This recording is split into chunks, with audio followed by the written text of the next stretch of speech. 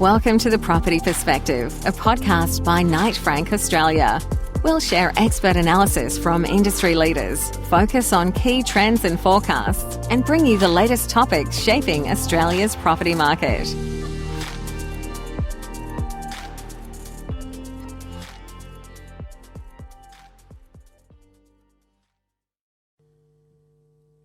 Hi, and thank you for joining us. I am here with Tim Holtsbaum, James Mannix and Ben Burston, and we're going to be discussing global living sectors with then a bit of a laser focus on the Australian build-to-rent market, given that Ben is releasing a build-to-rent report coming out in the next few weeks. Tim, if you could introduce yourself, please, and then we'll pass around. Sure, Tim Holtsbaum of the Australian Knight Frank business. I've recently taken on a role as national head of our alternative investments, which is concentrating on the living sectors at the moment, including student accommodation, build-to-rent and co-living. James Mannix, been at Knight Frank for 25 years. 2004 set up the Living Sectors team in the UK, now 70 people strong, and now heavily involved in growing the network around the world.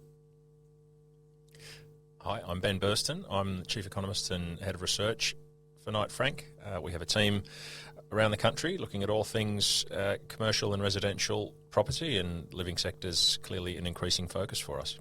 I'm Emily Relf. I'm Head of Living Sectors in Asia Pacific. I'm based in Singapore, have been for 9 years. Previous to that, I was in James's team in student accommodation in the UK. And now I work very closely with Capital in Asia Pacific, investing into living sectors globally, and working particularly closely with Tim on bringing capital into the Australian living sectors.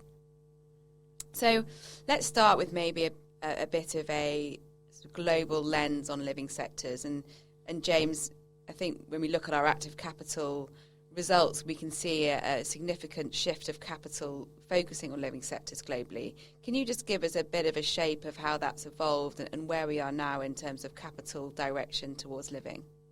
Yeah, so I mean, just reflecting, Emily, back when you and I used to go around investors in Singapore kind of 5 or 6 years ago, and the general lack of interest in what I wanted to talk about, which was the living sectors, and desire to talk about offices and commercial and things like that, and the change around to today, where it's really at the top of the list, and that was borne out in the active capital survey that we ran last year or earlier this year, with 46.1% of the investors surveyed said that living sectors are a priority for them for the next 5 years. That was the highest, above offices, above logistics, above everything else. So that slightly took us by surprise, but I certainly think that was an inflection point where we'd felt it'd been building for a long time. And for us, that was an inflection point where we realised that actually now it really has arrived, and it really is a priority. And so I think it's going to be a super exciting time over the next 5, 10, 15 years. And what's driving that investor appetite? Is it the underlying demand-supply fundamentals? Is it the granularity of the income? What's really pushing investors into this sector? I think the sale points for the sector, I guess pre-COVID, really were the security of income that comes from the granularity of the income. You know, if you've got a block of 1,000 flats and someone leaves, then someone else will move in on Monday. And you know, we sell blocks for 100 years old, and they've been fully let for 100 years. So obviously security of income, the inflation-linked aspect of it, you know, the rents tend to go up with inflation. And I know that, Ben, you've got data going back to 1970s. Yeah, which shows that. And we've got data in the UK going back to 1947, very closely tracks inflation. So those are the selling points kind of pre-COVID. There's obviously been a wobble in confidence in the office sector. So we're definitely seeing a rebalance of equity coming out of the office sector and looking to deploy elsewhere. And it does seem that living is right at the top of the agenda for that capital. Yeah, and I think you made a prediction, and I think it's quite a familiar prediction that we're seeing elsewhere, is that in the next decade we'll see living sectors being the most investable asset class across the world. Yeah, I mean, in America, it is by some margin the largest investable asset class. In Europe, it's the number 2, and soon will be number 1. In the UK, we think certainly within the next sort of 5 to 7 years, it's going to be the number 1 asset class. And of course, in Australia, Ben, it's at the start line. At the start line, yeah, a long way to go. So I think it'll be some time before it becomes the largest investable asset class, but it's certainly possible. Just the size of the residential sector is obviously huge. I think the fact that we've got a lot of renters in Australia is pretty well documented. A lot of reasons for that, and the general trend over the past 30 years is that we've had affordability issues in the housing market. We've also had demographic change, and so a lot of different forces are driving up the number of renters. So we're going to need more stock, and at a time when other sectors, I mean, you mentioned a wobble in the office markets. I mean, without having just to sort of take a strong view as to exactly how difficult that correction is going to be, it doesn't seem to be offering, not offices or retail, the traditional big asset classes. They're not offering the opportunity to sort of expand stock in a big way. And I think build to rent offers huge potential in Australia over the next 10 years. We expect a lot of growth. I think it's interesting from some of the discussions that we've been having over the last even few weeks with investors. It tends to be this ambition in and around the build to rent space tends to be evolving on a weekly basis, and their intentions about scale and how hard investors want to push into the sector, including developers on the ground here that want to build out platforms. Where they would have been happy to build a 3,000 to 5,000 unit pipeline, they're suddenly starting to say, well, why not 10? Why not 20,000? So the ambitions are growing on a daily basis as to how hard they think the sector can run. So I think we'll get to that largest asset class, sooner rather than later. And so our active capital survey certainly pointed in that direction. Ben, I think you mentioned that ANREV as well, that had suggested that particularly in Asia Pacific, living sectors, and particularly in Australia, was the top of the shopping list for global investors. Yeah, so I think the changed environment, the changed macro climate of higher inflation, higher interest rates, that has sort of cast a spotlight on the importance of income growth, and income security. Given that with rising interest rates, we're not, we've clearly come to an end of that, the strong run of yield compression and really strong returns across all sectors really that we had over the second part of the last decade, and partly that was exacerbated briefly through COVID when we saw rates dropping even more. But around the world, interest rates are rising. That's changed the macro financial climate, and I think that's been reflected in strategy. And so investors are increasingly focused on income producing asset classes that have a strong likelihood of ratcheting up income in line with higher inflation. And the track record of living sectors is very strong in that regard. It's generally less volatile. Has performed well in the US, obviously, where it's a very big market and there's more documented evidence. Even in the financial crisis, the income flows held up pretty well. And so I think for that reason, there's a focus within the APAC region now. So you could ask the question, well, why hasn't it happened sooner? But I think, in Australia, the strength of the market over the past 10 years has sort of meant that there probably wasn't focus on a sector that was probably not offering as much cyclical capital growth potential as the likes of offices and industrial. But now in a new environment, there's a different focus. And if we're looking at investors are seeking security of income and living office. So yes, that's reflected in the survey results. And in Australia, offices in industrial, reflecting those market conditions, they have been the target, but there's been a clear switch, and that's shown in our own survey that James alluded to, and also in other surveys that the likes of ANREV have conducted. Yeah. So you mentioned rising interest rates and the cost of debt, and despite the interest in living sectors, we can't get around the facts and the impact that these high debt costs are having on our market.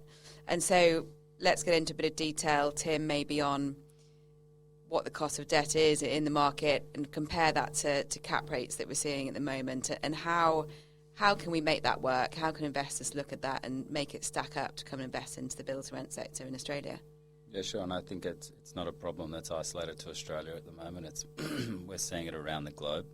The cap rate, interest rate kind of conundrum that we face in the short term, but I think we're a firm believer that once we see those interest rate cycles topping out, and to quote James's phraseology, we get on a glide path back down to what is hopeful a normalised rate environment, investors will be able to take a view as to where their cap rates sit today and how that rent growth will be able to see that inflection point between the interest rate environment and the cap rates that they're acquiring these assets on, and we can start to get back into that accretive position again. Mm-hmm. I think, James, certainly the investors over in the UK are thinking the same. Yeah, I think I'd agree with that. While inflation's there and interest rates are going up, it's effectively an uncapped cost in any kind of business model. And I know that's always the case, but direction of travel really matters. And about 3 months ago, I think the market was thinking that inflation was kind of potentially coming under control, and maybe interest rates weren't going to go up. And so we've had another little period where we've had quite some inertia in the market, just while people are waiting for that inflection point for the rates to turn, for inflation to come under control. And the headlines over the last few days and weeks seem to be kind of indicating that we just might be at that point. And certainly, the narrative from investors is that they're ready to go once they can see the direction of travel change. And I do think on the debt side of things, as you say, Tim, the ability then to take kind of a floating rate, which may not be accretive on day one, but will be accretive, within the foreseeable future. I think at a relatively low leverage rate, probably 50%, something like that, is certainly something the market's thinking about. I think those that are new to the build-to-rent sector as an investable asset class tend to look at some of the cap rates that are being achieved or being asked within the market, in and around the high 3s, early 4s, up until 6 months ago. I tend to be slightly confused as to how that could possibly be when looking at comparing that to the other asset classes like office, retail, and industrial, and sort of looking at those cap rates, saying how could I actually generate returns out of that? And we talk about it a lot here that this asset class suits a particular style of capital, so that anyone in the opportunistic space and that cost of capital, these platforms and this build-to-rent sector are probably not going to suit that style of investor. It's been set up to service the pension funds and annuity-style income investors. And I think anyone that's looking for that kind of mid to high teens returns is going to play in the living sectors, but it might be in the student accommodation sector, or it might be in the co-living sector, and some of the other asset class that we see within the broader living sector.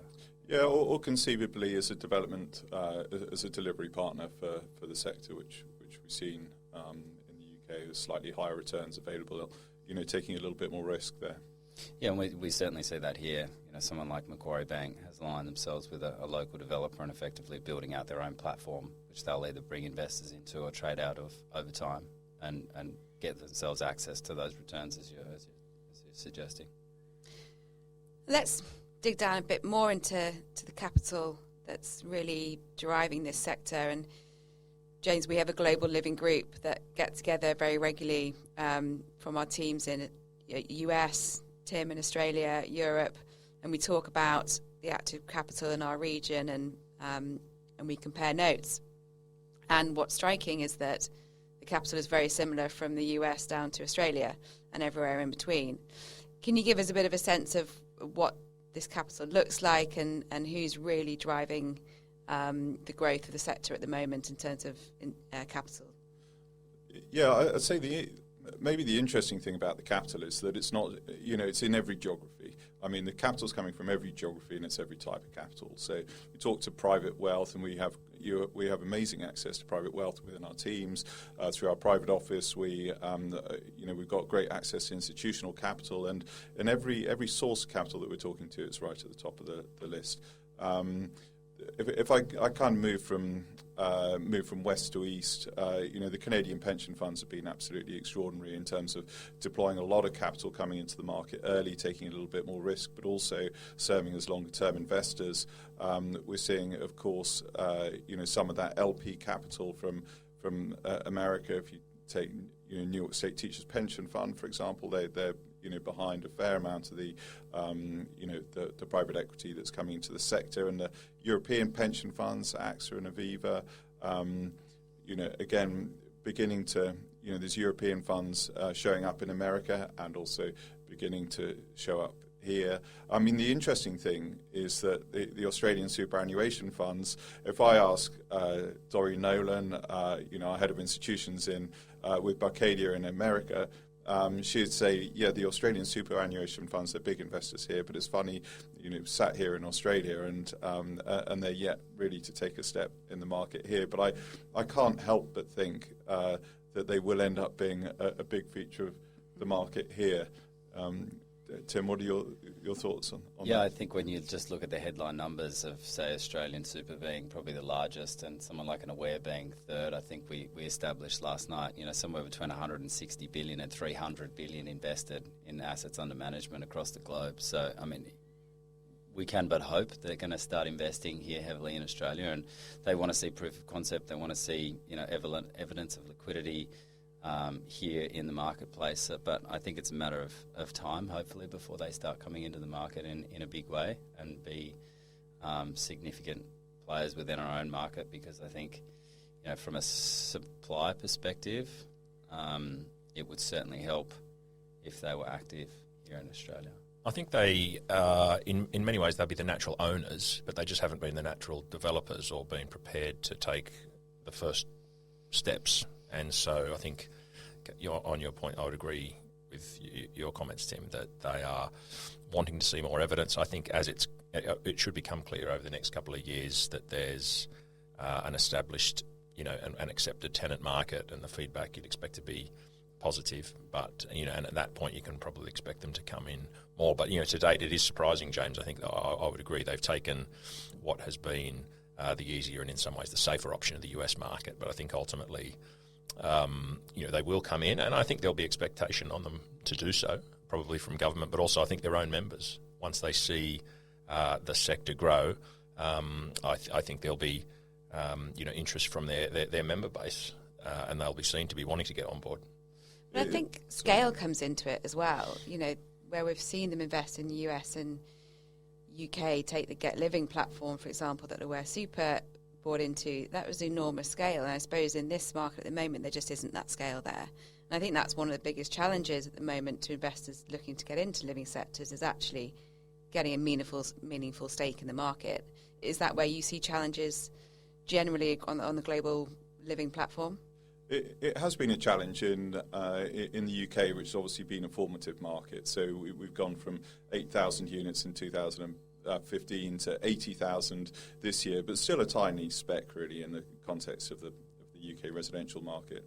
And so deployment of capital has been a huge challenge. Actually, if talking to operators and so forth today, it feels to them like the challenge is potentially raising capital, but predominantly the challenge over the last 7 or 8 years in the UK, and I suspect is going to be the same over the next 15 years, is actually just deployment of capital, as you've identified, Emily. The way that we've addressed that in the UK market is that we have majored on development type deals, so forward funding particularly has been prevalent. 70% of the deals that we're working on in a typical year will be forward funding type of deals where we've got an ability to bring in pension funds, for example, as a counterparty, and they will they'll commit to put a land price down and then fund the payments on the way through, a bullet payment at the end. But what it enables them to do is to commit the capital It may not all be out the door, but it's accounted for. And so in the absence of actual assets to sell, which I guess is the case in Australia also, they're able to commit the capital and then get it out the door over the subsequent 2 or 3 years as the building gets built.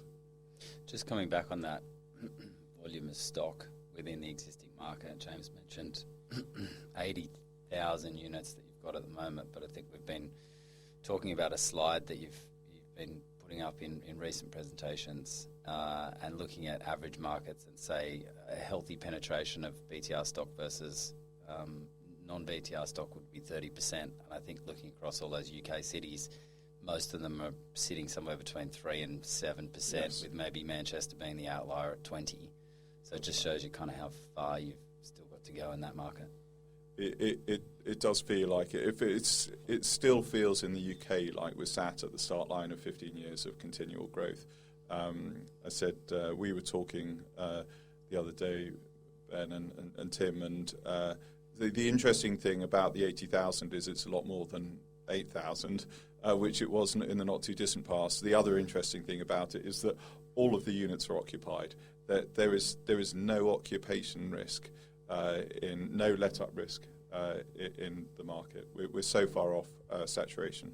One good example of confidence within that letting up market is you've been saying that in your forward funding deals that effectively the developer is handing over the keys vacant and letting the capital fill their own building up, which, you know, in a typical forward funding office style transaction, for example, that would not be the case. There would be rent guarantees involved. There would be, you know, periods of time that they'd want to take a building that was pre-committed to a certain extent.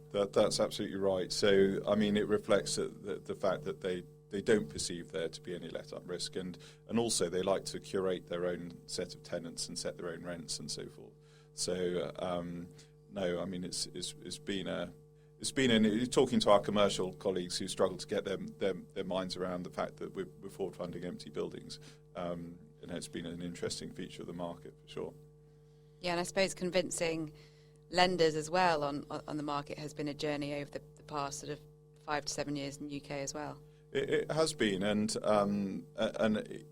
answering questions early on along the lines of what's the lease length, and of course the leases. What's the WALT? Yeah, the leases are incredibly short, and what's the covenant strength? And obviously, people on the whole don't have a very good covenant strength, and the security of income coming from the granularity of the income is obviously, that's an education process which we've had to go through with institutions, and indeed originally the pension funds that we're talking to, our domestic pension funds in the UK, getting people who are predominantly kind of familiar and trained on the commercial market to understand that there's enormous security of income arising out of residential.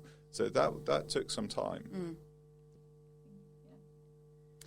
Thanks very much for listening to part 1. Stay tuned for part 2, and we'll continue to dig into global living sectors globally and in Australia. Don't miss out on the next episode of The Property Perspective, when we'll be back to share our take on more key trends and topics shaping Australia's property market. You can also follow us on LinkedIn or visit our website at knightfrank.com.au for more information. Thanks for tuning in. It may be the end of the show, but we're always your partners in property.